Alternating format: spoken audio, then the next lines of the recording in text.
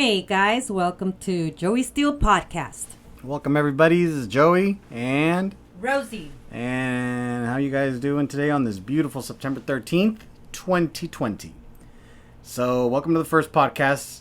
I'm just going to get right into it because there's just so much crap happening that I might as well. First thing I want to talk about, not sure if everybody's aware of it, but SB Bill, California Bill 145, is a bill to lower penalties for sexual relations with minors. Now, I'm not really sure how or when it's going to take effect. What I do know is that Mr. Newsom has already signed the bill. And in case you guys are not aware, let me just read to you what it says here. It's an article from Fox News. It's actually dated September 3rd, but I believe the bill's already been signed by Governor Newsom.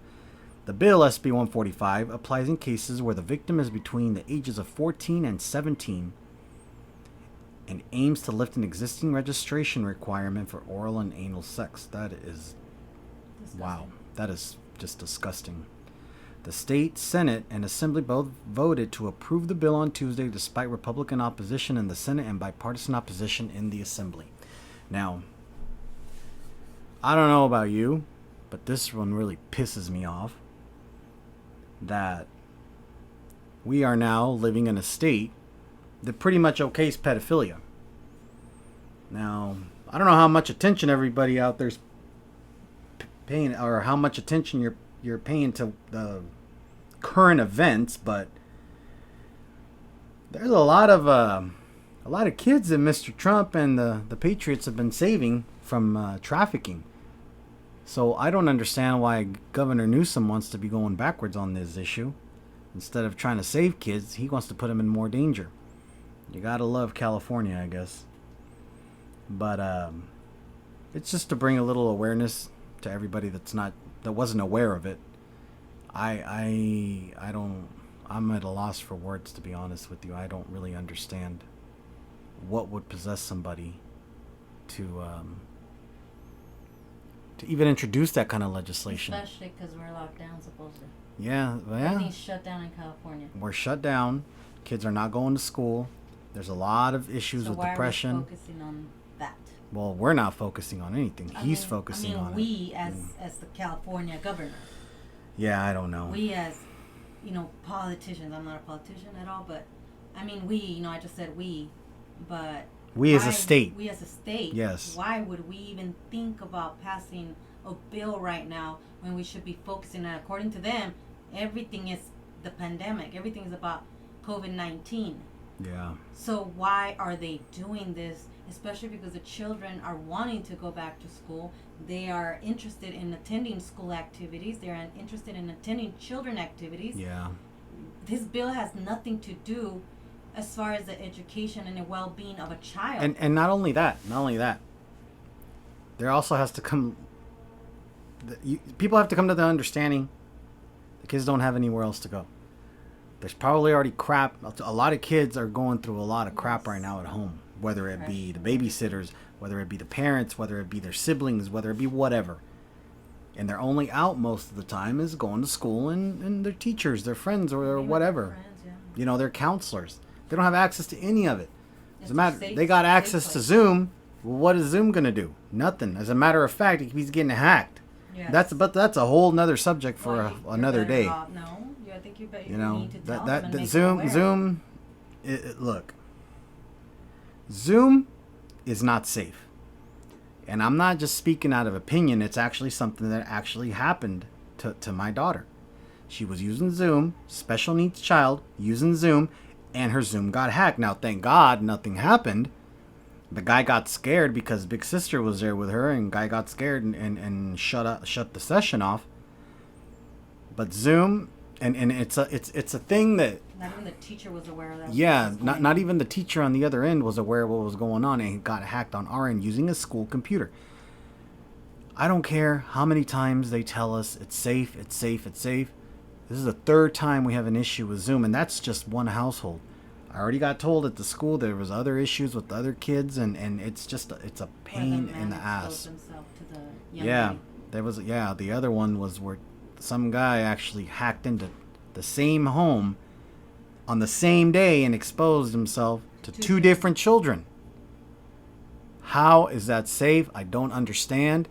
Maybe if somebody knows someone in the teachers union, you could give me some answers, because I'm not going to put this one on teachers. We all know who doesn't let the schools open up. Democrat governors and teacher unions. I'm just putting it out there. So that's just something to think about. Another subject I want to touch on right now. The wildfires in California and Oregon, and the whole West Coast is on fire. We're burning up the state. Why? What's causing these fires? What do you think? According to what we keep getting from Governor Newsom, it's climate change. I don't really buy that excuse, but you can call me a climate change denier. You can call me whatever you want, but I am going to be.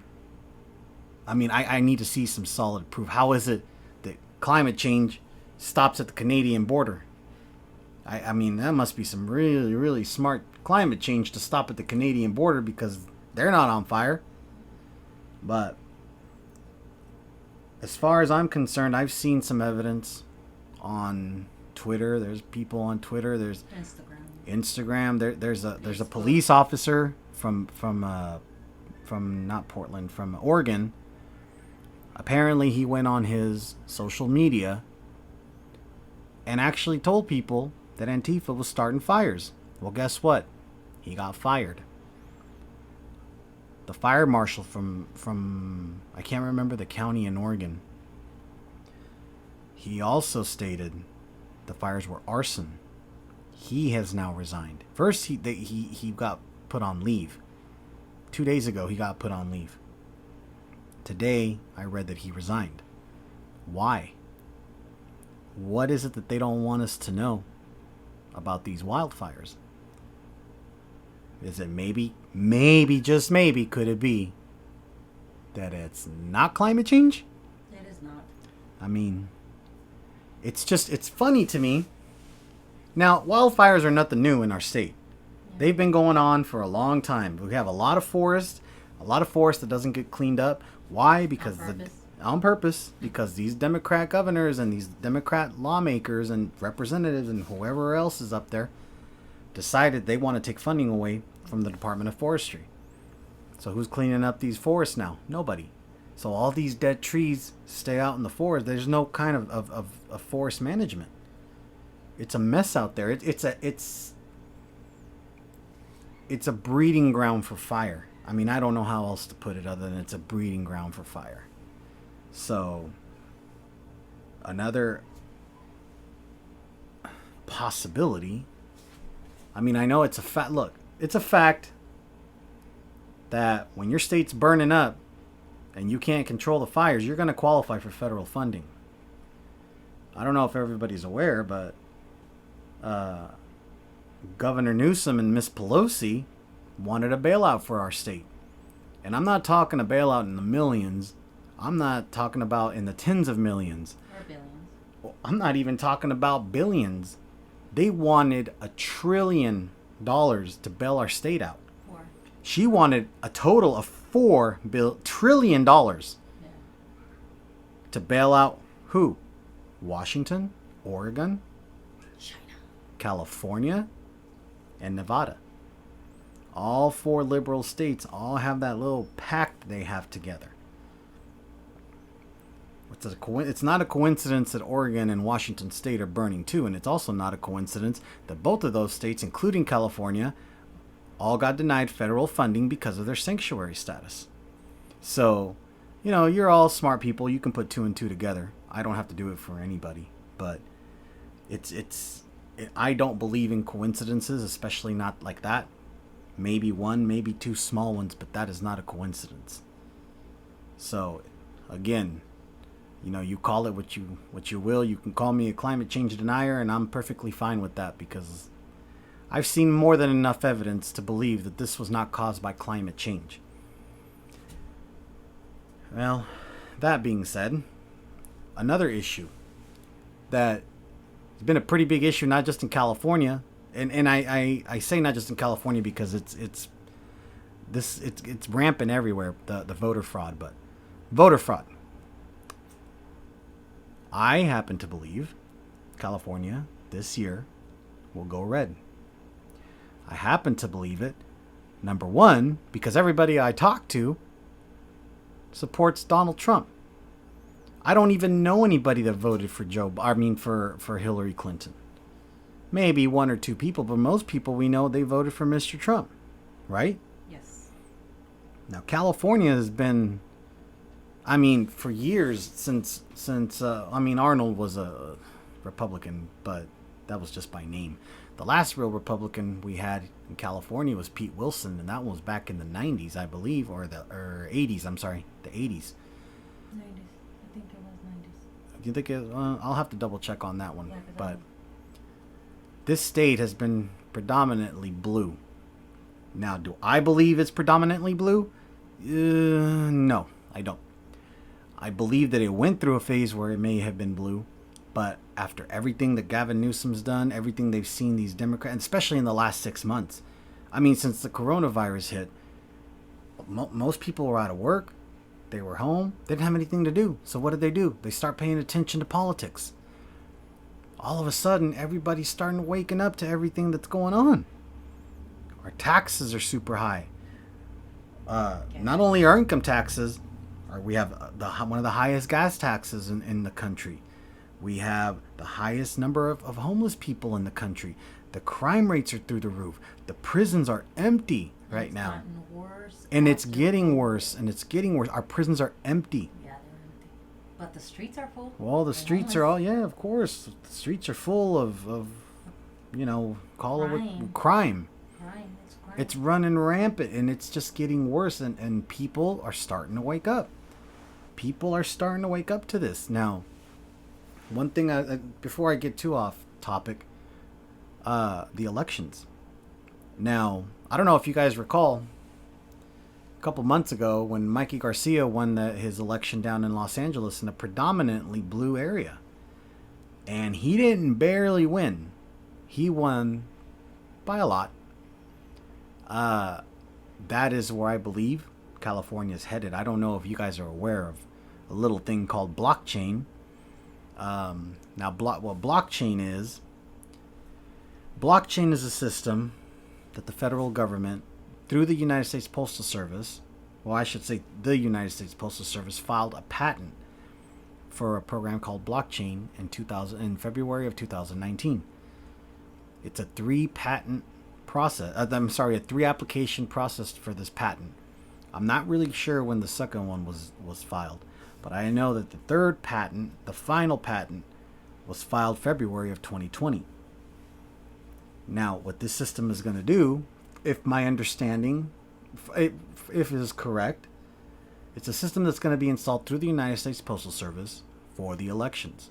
Now, if everything that I've read, it's basically vote by mail with voter ID built into it.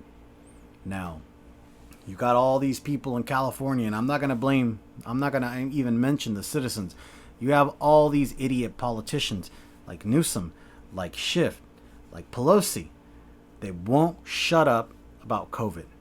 Now, I'm not saying COVID's not real, but they want vote by mail and vote by mail. They've been talking about vote by mail since March.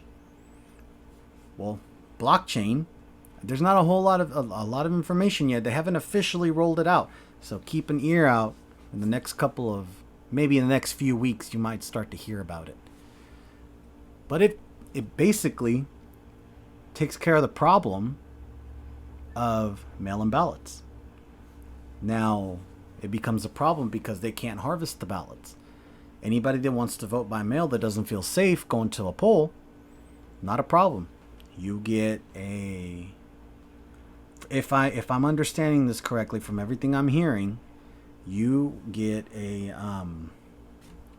password in the mail, and it's secure, and it's everybody's password is individual, and when you log in, you must have ID. When you go to the polls, because a lot of people, from what I'm hearing, a lot of politicians are now telling people go to the polls. I'm pretty sure they know what's coming. Now at the polls, same thing. The machine will require ID for you to be able to log in. Now, or a code, yeah, password or code. Now, to me, I mean, it hasn't officially rolled out. I've been doing a lot of research on it. It seems like something great. It seems the elections are pretty safe. So I believe this November are really going to see how blue California really is. Because if you ask me, most of California's blue status comes from voter fraud. So, I'll post a link in the description of the video for blockchain. It's from the United States Postal Service if you guys want to check it out. If you go to the USPS website, you could search blockchain, and I'll also put a link in the description so you guys can check it out. One of the last things I want to talk about before I end it, I'm going to keep it short since it's the first podcast. Anybody from California that doesn't know, there is currently an active recall Gavin Newsom petition at different locations. It's one of those things you have to kind of go on there and check because so many different people have the petitions. Recallgavin2020.com. If you go onto that site and you search for locations wherever you're at in California, I'm pretty sure you can find it. Please, please, please sign it. Please. If you have any kind of love for this country, for our state, for our future, for the future of our kids, because I don't know about you guys, I'm not trying to live in a state that normalizes pedophilia, especially having the little incident I had the other day with my daughter's Zoom class. I implore you to please recallgavin2020.com. Find a location and sign the petition. We got to get this guy out of office. For our safety of our children. For the safety of our kids. You may not do it for yourself. Do it for your kids. Children. Do it for you don't have kids? Do it for your nieces and your nephews and your friends' kids and whoever. This guy's got to go. He's bad news and he's got to go. And I truly, truly believe that not only will California go to Mr. Trump, I believe we're going to flip the state red probably before the end of next year. I believe Gavin Newsom will be recalled. I really do.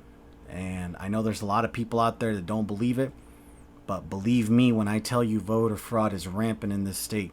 There's a reason why the liberals have such a stronghold on it, and I really believe it's because of voter fraud. So, I'm not going to get too ahead of myself. We'll see what happens.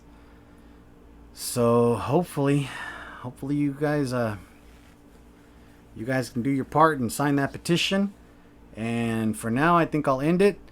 Appreciate you guys listening. And Trump 2020. Keep checking back for new episodes. Trump 2020, that's right. See you guys later. Bye.